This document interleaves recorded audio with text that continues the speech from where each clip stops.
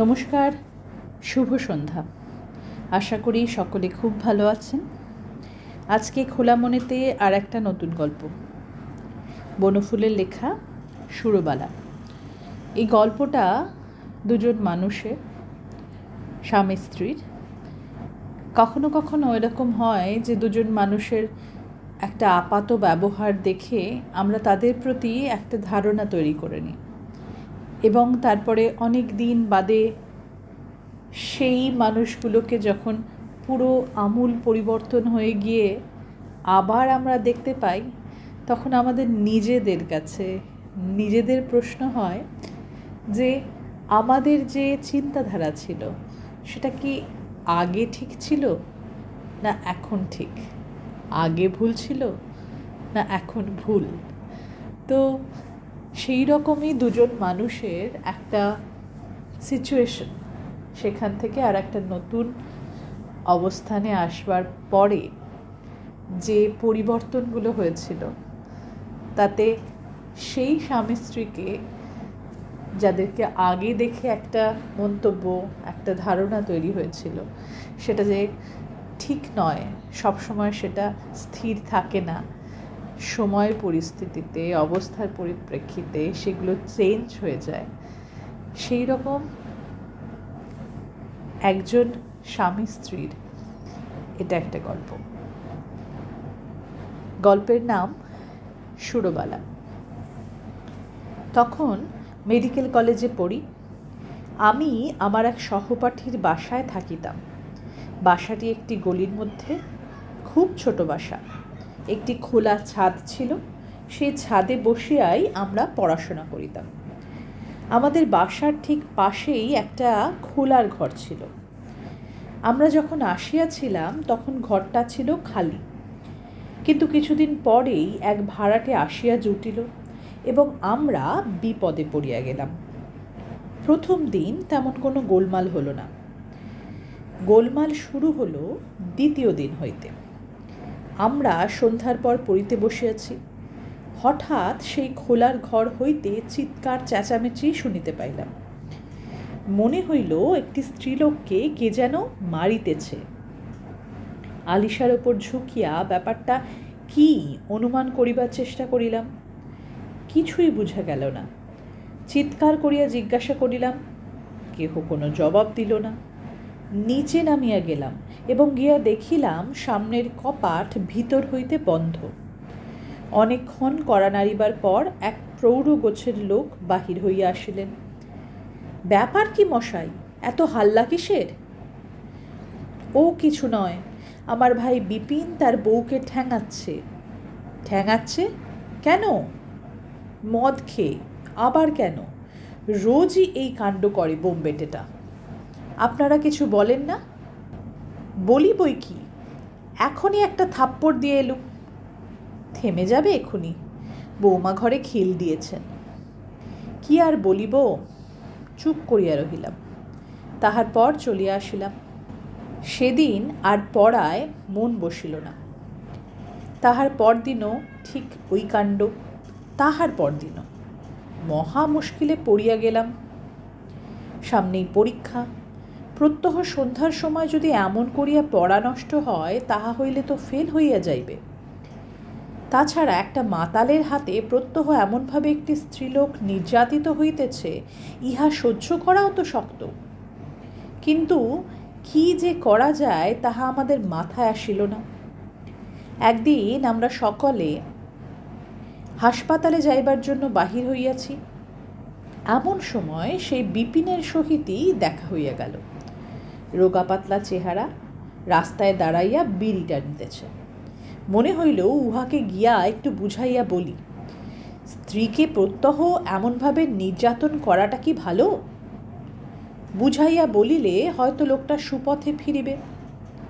আগাইয়া গেলাম এবং যত দূর ভদ্রভাবে ব্যাপারটা বলা সম্ভব বলিলাম। বিপিন ঘাড় বাঁকাইয়া আমাদের সমস্ত কথা শুনিল।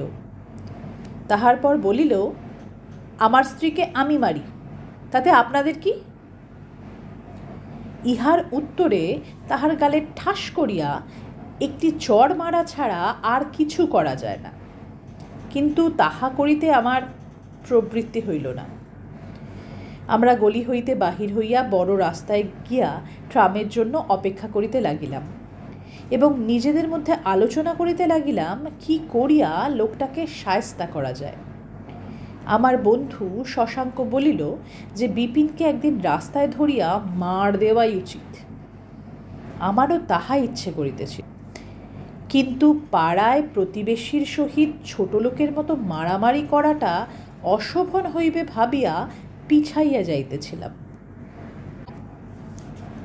সেলাম হুজুর। ঘাড় ফিরাইয়া দেখিলাম দীর্ঘকায় একটি লোক আগাইয়া আসিতেছে। কাছে আসিতেই চিনিতে পারিলাম কলকাতার গুন্ডা একজন। ছোড়া মারামারি করিয়া মেডিকেল কলেজে গিয়াছিল। উহার বাম বাহুর ওপর ছোড়ার আঘাত বেশ জোরে লাগাতে কিছুদিন হাসপাতালে ছিল। সেই সময় আমি উহার ঘাড় ড্রেস করিতাম। মাস 2 পূর্বে হাসপাতাল হইতে চলিয়া আসিয়াছে। তোমার হাত বেশ ভালো হয়ে গেছে তো? হ্যাঁ হুজুর। তাহার পর ভদ্রভাবে জিজ্ঞাসা করিল, সে আমাদের জন্য একটা ট্যাক্সি ডাকিয়া দিবে কি? তাহার এক দোস্তের ট্যাক্সি মোড়ে দাঁড়াইয়া আছে। আমরা হুকুম করিলেই সে আমাদের কলেজে পৌঁছাইয়া দিবে। আমি বলিলাম, না, তার দরকার নেই। তার চেয়ে তুমি যদি একটা কাজ করে দিতে পারো আমাদের খুব উপকার হয়। ফরমাইয়ে। বিপিনের সব কথা তাহাকে বলিলাম। শশাঙ্ক বলিল, লোকটার জ্বালায় আমাদের পড়াশোনা বন্ধ হয়ে গেছে। ওকে যদি শিক্ষা দিয়ে দিতে পারো ভারী ভালো হয়। ইয়ে কন বড়ি বাত হ্যায়, চলিয়ে। আমরা তাহাকে সঙ্গে করিয়া ফিরিয়া আসিলাম। বিপিন তখন রাস্তায় দাঁড়াইয়া বিড়ি টানিতেছিল। দূর হইতে আমরা বিপিনকে চিনাইয়া দিলাম। গুন্ডাটা একদৃষ্টে খানিকক্ষণ তাহার দিকে চাহিয়া রহিল। তাহার পর গোঁফে তা দিয়া বলিল, ঠিক হ্যায়। সেদিন সন্ধ্যার সময়ও বিপিনের স্ত্রীর আর্তনাদ আমাদের পাড়াকে সচকিত করিয়া তুলিল। আমরা ভাবিলাম গুন্ডাটা তাহা হইলে বোধহয় কিছুই করিতে পারে নাই। তাহার পর দিন কিন্তু আমাদের ভুল ভাঙিল। বুঝিলাম নিশ্চয়ই কিছু করিয়াছে সে, কারণ খোলার বাড়ি একেবারে চুপচাপ, টু শব্দটি পর্যন্ত নাই। সমস্ত রাত কাহারও কোনো সারা শব্দ পাওয়া গেল না। পরদিন আমরা সকালে যখন কলেজ যাইবার জন্য বাহির হইতেছি, দেখিলাম বিপিন রাস্তায় দাঁড়াইয়া আছে। আমাদের দেখিয়া মিটমিট করিয়া চাহিতে লাগিল, কিছু বলিল না। হাসপাতালে গিয়া দেখি সেই গুন্ডা কলেজ গেটের সামনে দাঁড়াইয়া আছে। আমাদের জন্যই সে অপেক্ষা করিতেছিল। আগাইয়া আসিয়া জিজ্ঞাসা করিল, পাশের বাড়িতে কাল কোনো গোলমাল হইয়াছিল কিনা? আমরা সানন্দে উত্তর দিলাম, না, একেবারে গোলমাল হয়নি। কি করলে বলো তো? পাকারকে পিটা। সে যাহা বলিল তাহা এই। আমরা বিপিনকে চিনাইয়া দিবার পর সে সমস্ত দিন ধরিয়া লক্ষ্য করিল। বিপিন সমস্ত দিন কোথায় কোথায় যায়, কি কি করে। দেখিল বিপিন একটি সদাগরি আপিসে চাকরি করে। 10টার সময় আপিসে যায়। আপিস হইতে তাহাকে বড় বাজারে একটা গোলায় গিয়া মাল ওজন করাইতে হয়। 3টা নাগাদ সে সেখান হইতে ফিরিয়া আসে। বাড়ি ফেরে 5টার পর। পরদিন গুন্ডাটা তাহার বাড়ি ফিরিবার পথে ওত পাতিয়া বসিয়া রহিল। কাছাকাছি আসিতেই তাহাকে গিয়া বলিল, তোমার বড় সাহেব তোমার সহিত কথা বলিতে চান, এসো। বিপিন বলিল, কোথায় বড় সাহেব? গুন্ডাটা উত্তর দিল, ওই যে ট্যাক্সিতে বসিয়া আছেন। একটু দূরে তাহার দোস্তের সিডান বডি ট্যাক্সিখানা দাঁড়াইয়াছিল, সেইটা দেখাইয়া দিয়া সে বলিল। দ্বিতীয় কথা না বলিয়া বিপিন সেদিকে আগাইয়া গেল।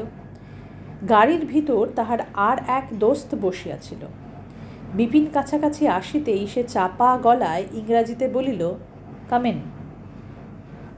বিনা দ্বিধায় বিপিন গাড়ির ভিতরে ঢুকিতেই তাহার দ্বিতীয় দোস্ত তাহাকে জাপটাইয়া ধরিয়া তাহার মুখ বাঁধিয়া ফেলিল। তাহার পর তাহাকে লইয়া ট্যাক্সি হাঁকাইয়া তাহারা চলিয়া গেল 3 নম্বর ব্রিজে। সেইখানে গিয়া বেশ করিয়া চাপকাইল তাহাকে। তাহার পর বলিয়া দিল যে ফের যদি সে মদ খাইয়া আসিয়া বাড়িতে হাল্লা করে তাহাকে খুন করিয়া ফেলিবে। আমরা খুব আনন্দিত হইলাম। আমাদের উপকার করিতে পারিয়াছে জানিয়া গুন্ডাটাও খুব খুশি হইল এবং সেলাম করিয়া চলিয়া গেল।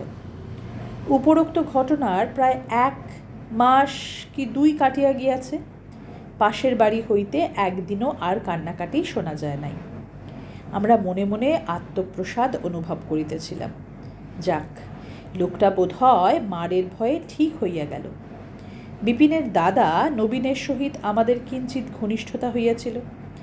একদিন রাস্তায় তাহাকে জিজ্ঞাসা করিলাম, বিপিনবাবু আজকাল মদ টদ খাওয়া ছেড়েছেন মনে হচ্ছে। নবীনবাবু হাসিয়া উত্তর দিলেন, ছাড়েনি, তবে কমিয়েছে। কই, একদিনও তো আর গোলমাল শুনিনি। শোনেননি, কারণ বৌমা আর চেঁচামেচি করেন না। পরশুই তো নির্দম মেরেছে, যে আমি না গিয়ে পড়লে মেরেই ফেলতো বোধ হয়। এত মার খেয়েও উনি চুপ করে থাকেন। তাই তো থাকছে ইদানিং। কি যে বলিব ভাবিয়া পাইলাম না। আচ্ছা, উনি মদ খেয়ে স্ত্রীকে মারেন কেন বলুন তো? তখন ভূত চাপে ঘাড়ে একটা, নেশা ছুটে গেলে স্ত্রীর পায়ে ধরে কাঁদেও আবার।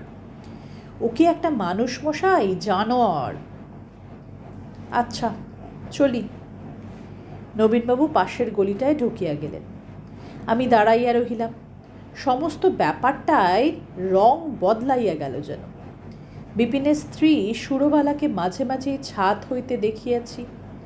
রোগা পাতলা চেহারা, আধময়লা একটা কাপড় পরিয়া মাথায় আধঘোমটা টানিয়া সারাদিন ঘরের কাজ করিয়া বেড়ায়।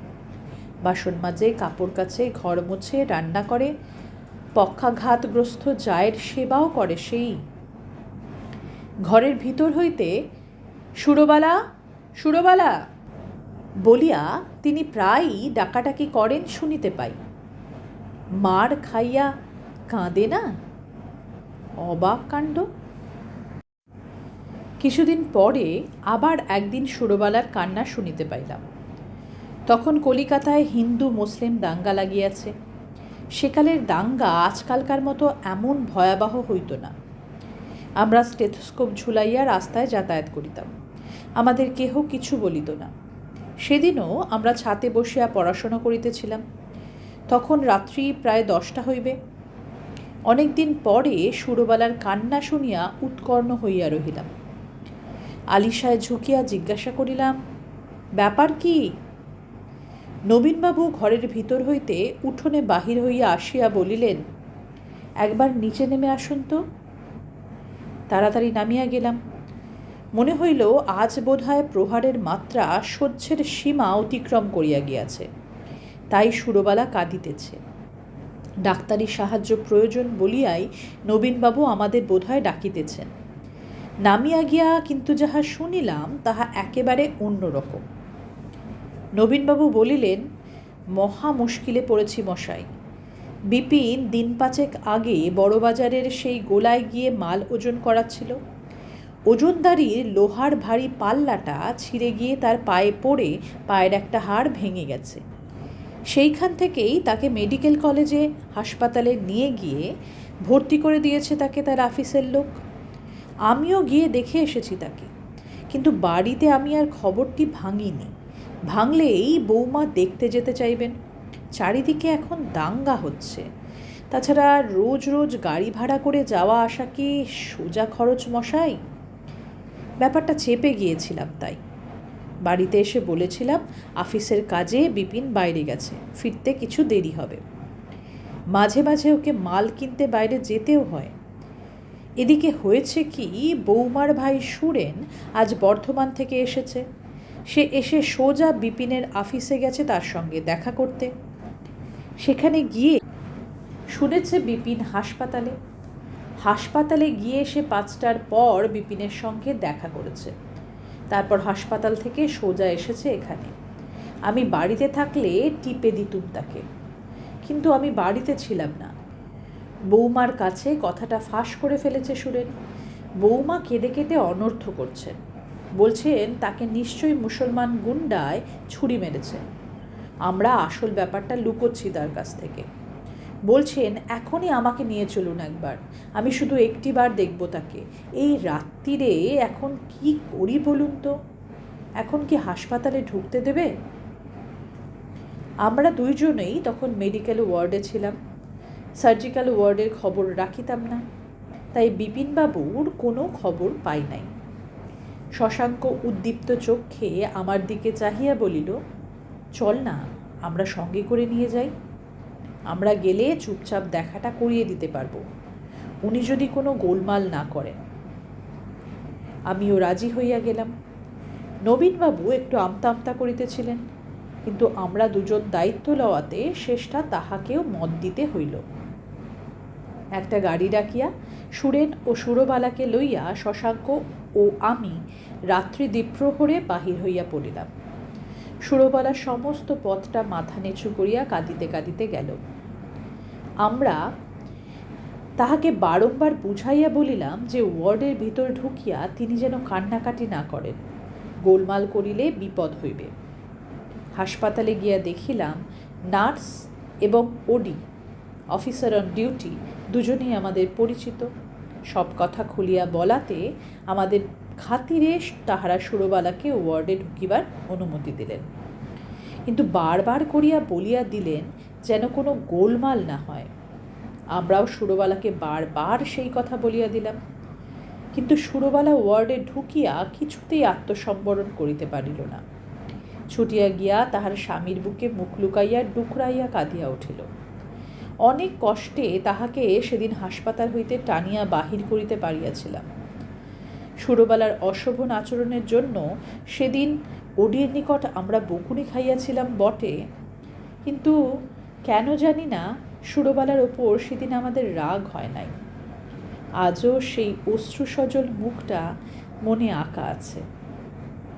বছর 10 পরে আমি তখন মফস্বলের এক হাসপাতালে ডাক্তার। মাহাত্মাজির অসহযোগ আন্দোলনে সমস্ত দেশ তখন আলোড়িত।